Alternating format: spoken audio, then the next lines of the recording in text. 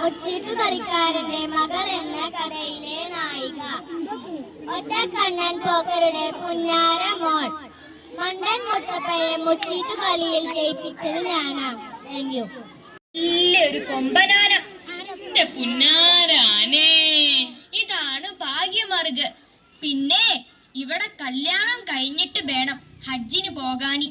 കല്യാണത്തിന് ഇവിടെ ബാപ്പാടെ പട്ട അഴിമക്കാക്കാടെ കൂട്ടക്കാര് കൂടിയില്ലെങ്കിലും കുഞ്ഞിപ്പാത്തിയുടെ കല്യാണം നടക്കും.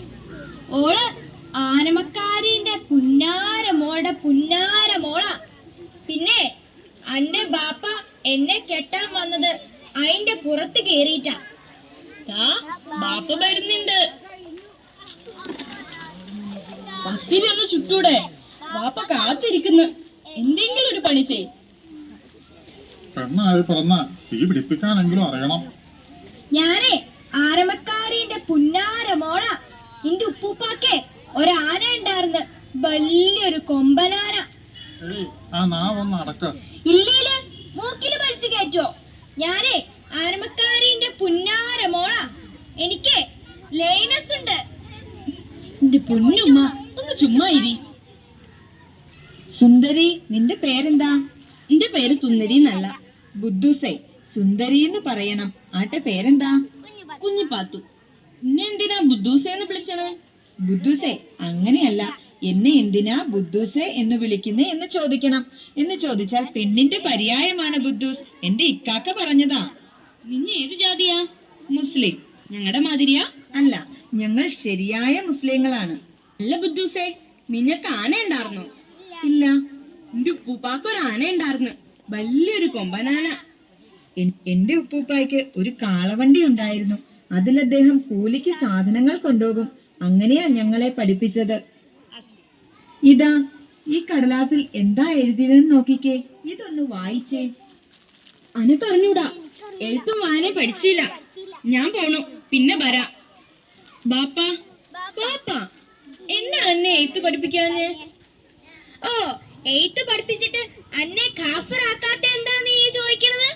ഒരു മുസ്ലിം പെണ്ണ് അങ്ങോട്ടൊന്നും ചോദിക്കരുത്, പറയുന്നത് അനുസരിക്കാൻ മാത്രം. ഇന്നു മുതൽ ഞാൻ നിന്റെ ഗുരുനാഥയാണ്. ഞാൻ നിന്നെ പഠിപ്പിക്കാൻ പോകുന്നു. ശ്രദ്ധിക്കുക. വാ കൊണ്ട് തുടങ്ങുന്ന വാക്കു പറയൂ. ബൈ. ബുദ്ധൂസേ, വഴി എന്ന് പറയണം. മറ്റൊന്ന് പറയൂ. വഴുതനങ്ങ. എന്റെ ഇക്കാക്ക നിസാർ അഹമ്മദ് പറഞ്ഞിട്ടാണ് ഞാൻ നിന്നെ പഠിപ്പിക്കുന്നത്. ആണോ?